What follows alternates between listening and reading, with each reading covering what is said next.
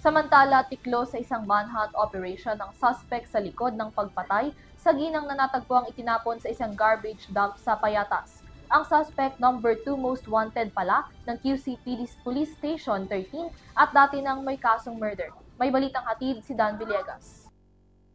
Arestado na ang salarin sa pagpaslang sa isang ginang na itinapon lamang sa garbage dump sa Payatas sa Quezon City nito lamang ika-23 ng Mayo.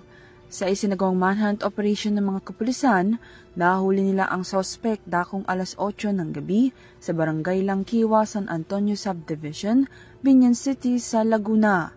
Kinilala ang suspect sa alias na Felimon.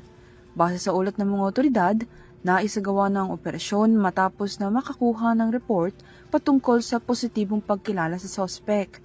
Nang maaresto ang suspect, nakolekta mula rito ang isang improvised firearm at 4 na bala.